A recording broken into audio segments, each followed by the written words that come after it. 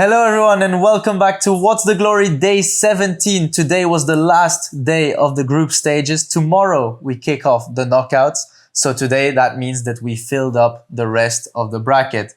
Today to discuss this bracket with me and the last few results are Chad, of course, who has been here for a while now, and the comeback of Elazar, who made a quick pit stop in Mexico. How are you, Ele? Good. Happy to be back. First time without a football shirt on this show, but I just got back from the airport, couldn't find my stuff, so it's normal. But happy to be here. Welcome back. Yeah, I see a new shirt there.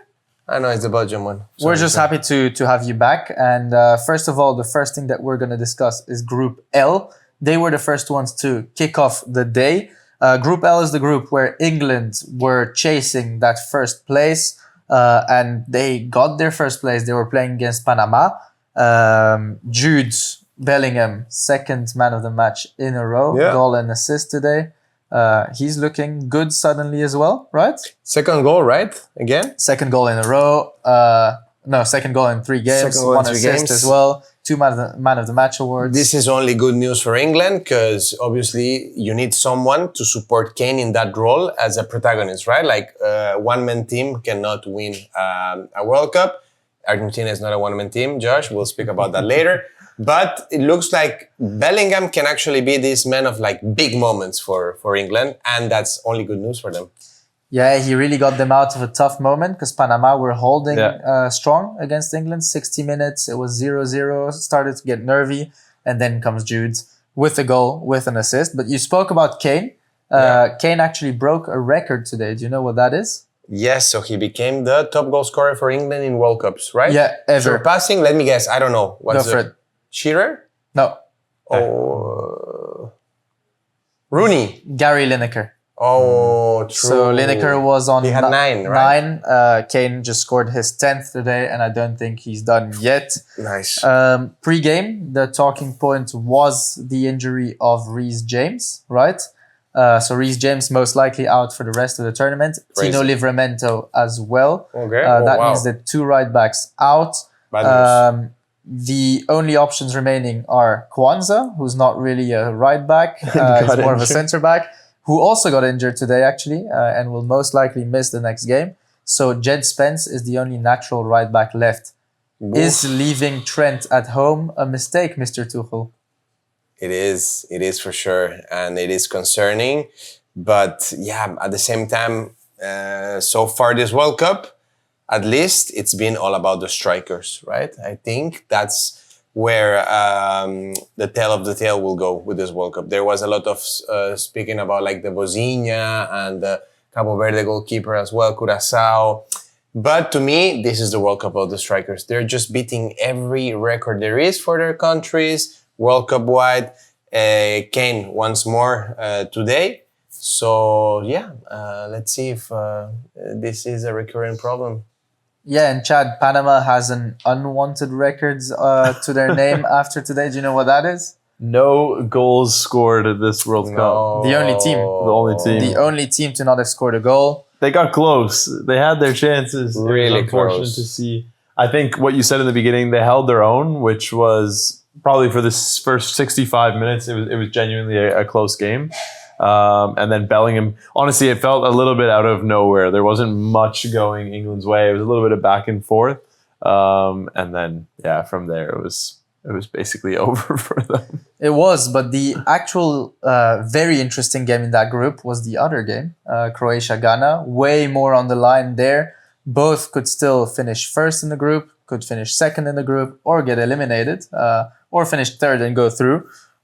Croatia absolutely needed a win against Ghana. Ghana could have gone through with anything, and were just playing for position. Croatia managed to grind it out with a Sucic banger. Did you see that goal today? It was incredible. Incredible, huh? Very, very good goal. Do you know that he has a family member also in the squad? Yeah. There's 2 cousins, There's two two Sucices Sucic. in the Croatia squad.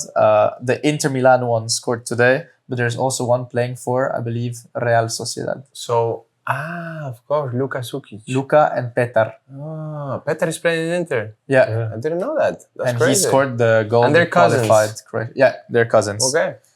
The second assisted by Modrić. Nice to see him still in the...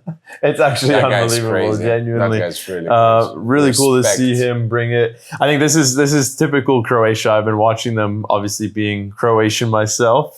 I've been watching them from young, and they always manage to just scrape these wins. No matter how it happens, it happens. And going into a difficult next round, so we'll see. We'll see what happens. I wanted to speak about this Modrić assist because we're speaking about records here all the time. He actually also beat a record today. What was that one, Ele? Do you know? Who? Modrić. Luka Modrić. Another record. Another After record. the 200 games for Croatia. Correct. I don't know Do you what know? the record is. Like oldest player to assist a Oldest goal player or to assist. something. Oldest ever player to assist a goal in a World Cup. All Wow. nations together. All World Cups together. No player older than Modrić That's has crazy. assisted He's 40 a years goal. old, right? He's 40 years old, almost 41.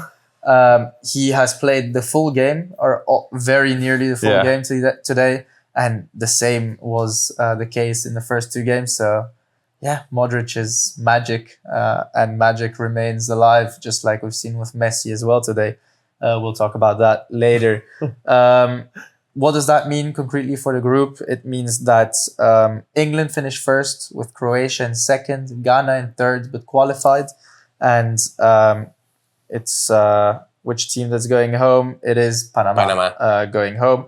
Croatia will be facing Portugal in the next round. Massive European matchup there. While Ghana will be facing Colombia. England have been drawn against Congo.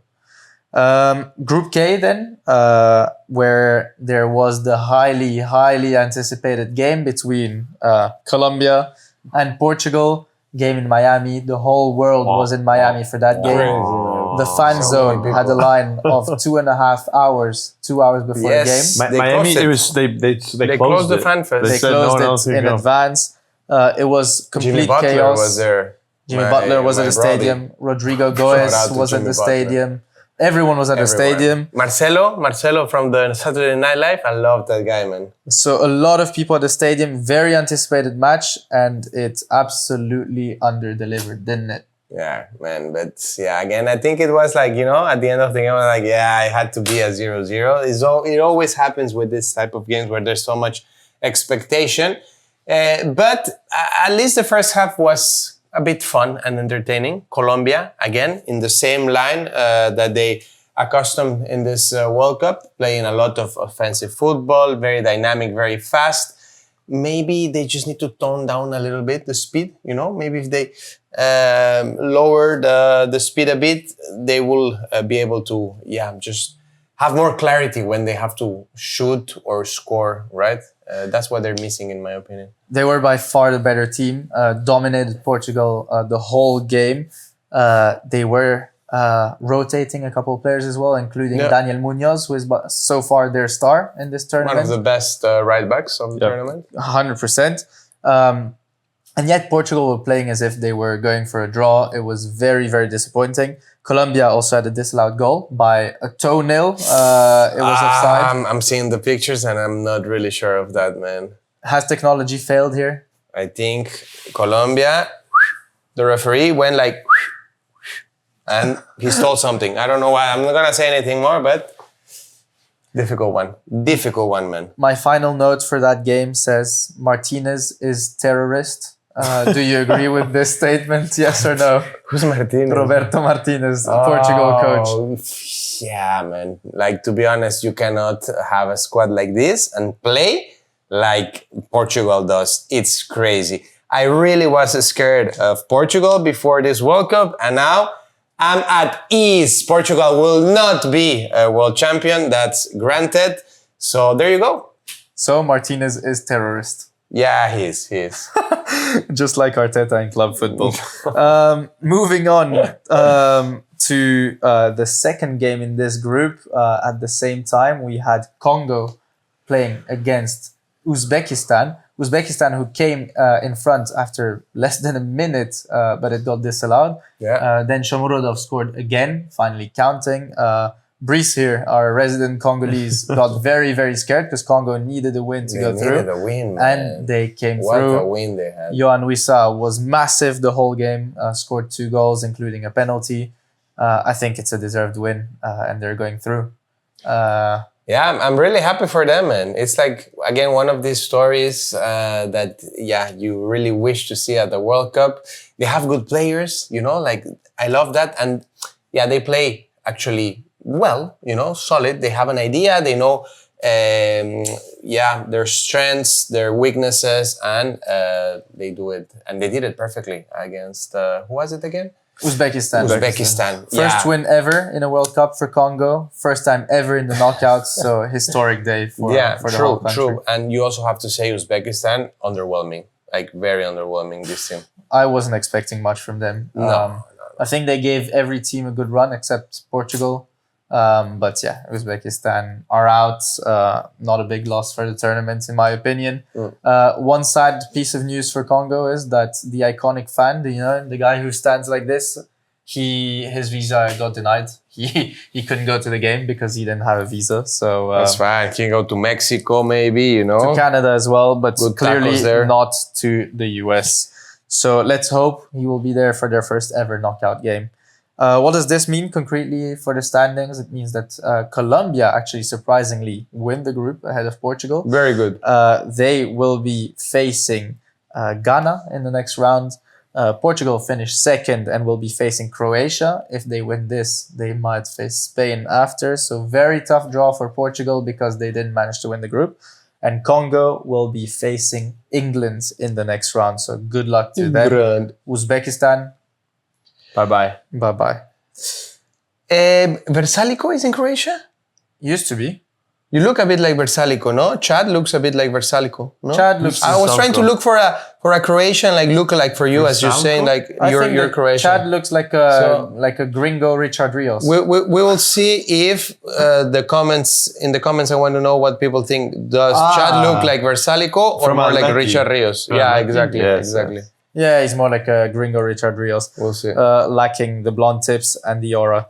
Then moving on to the last group to play in this group stage. It was the group of the world champions, where Scaloni decided to rest Messi for the majority of the game. Yeah. But then he comes on and he scores a free kick. How is this possible? As easy as that. It wasn't the most like it will not be like a remembered free kick from Messi, not at all.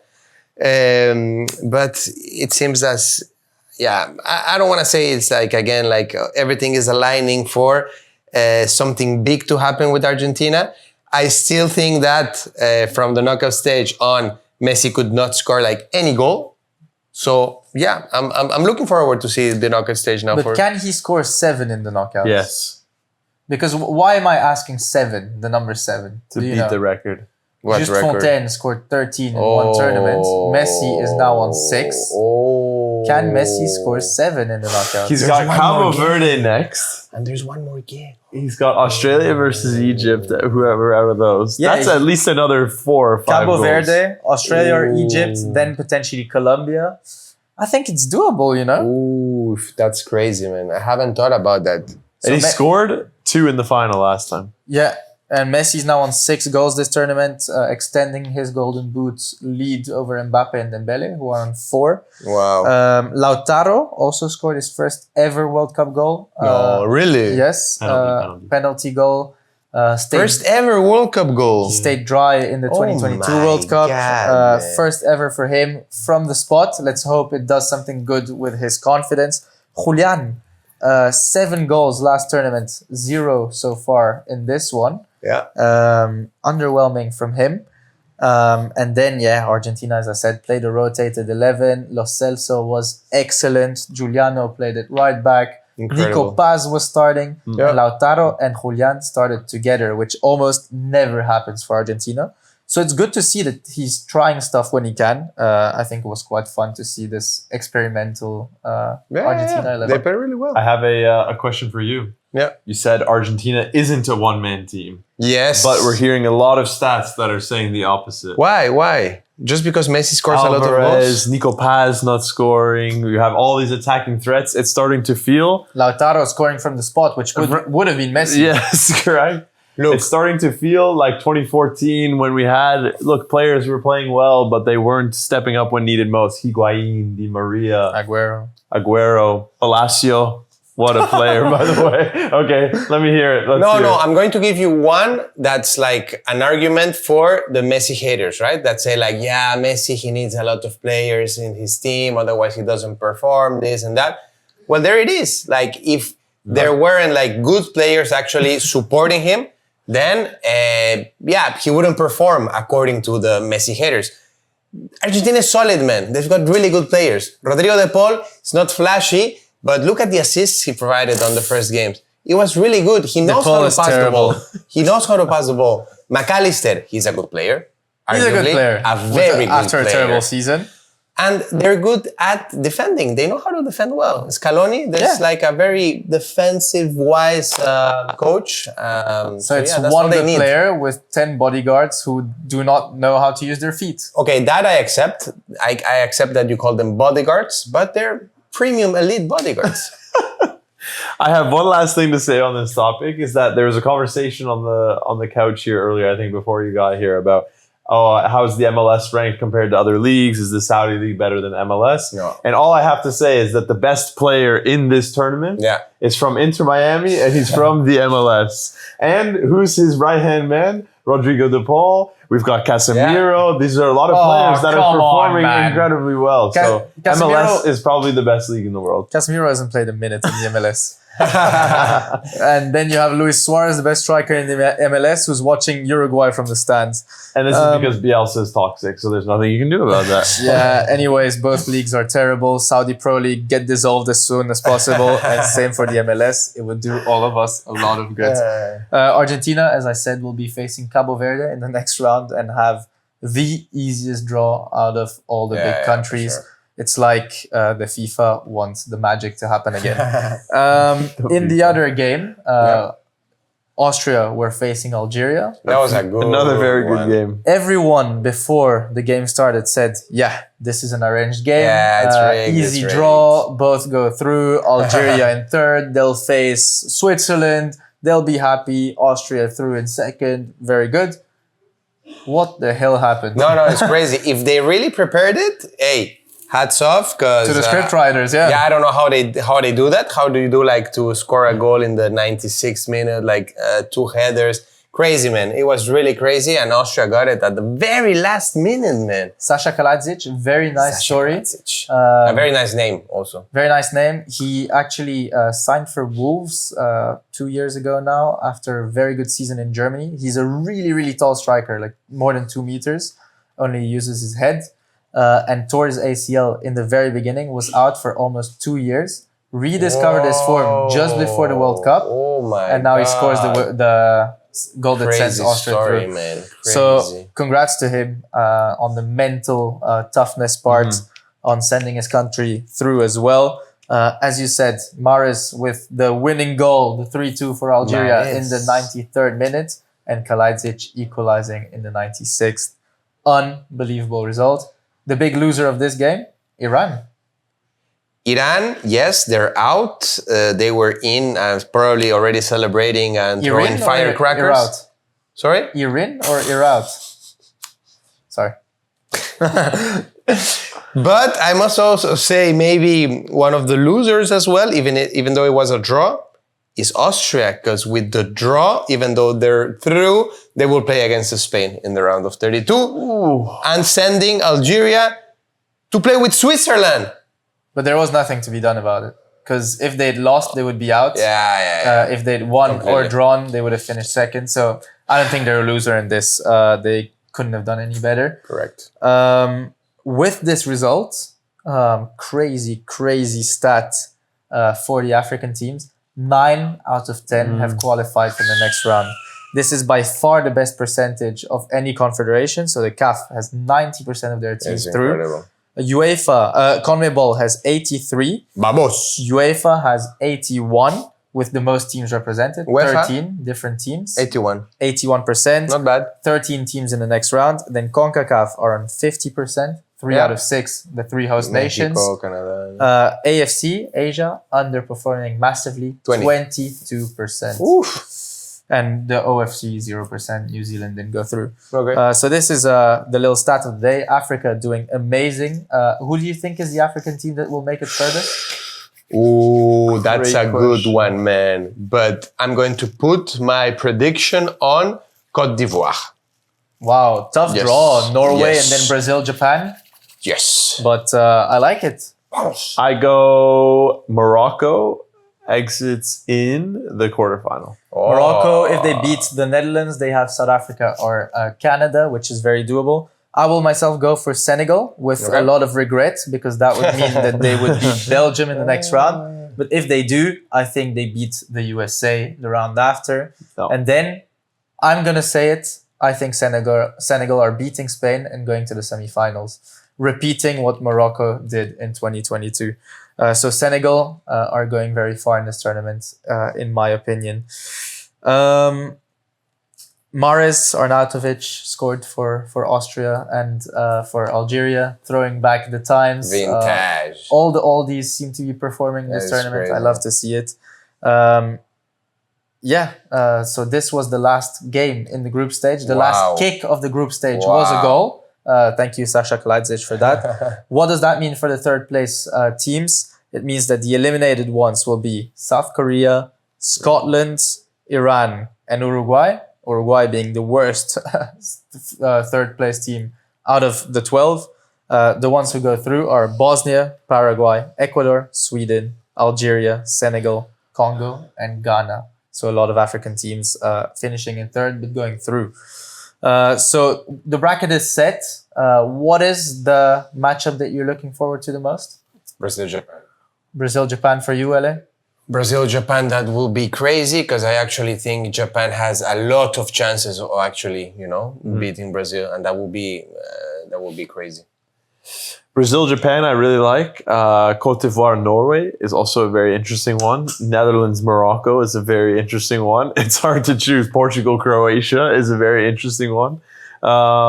Those are definitely the ones that come to mind. So we'll see. I think some exciting football still ahead. And for me, all the ones that Chad mentioned are the ones of note, plus the Mexico-Ecuador game, which I think will be a really good game in the Azteca. A lot of pressure on both teams. I think Ecuador will come out on top, but we'll see that in the coming days.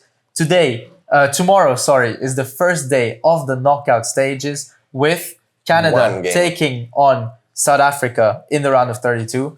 Tune in tomorrow evening to What's the Glory to see who will be the first team in the round of 16. Thank you very much for watching. Bye-bye. Ciao, guys.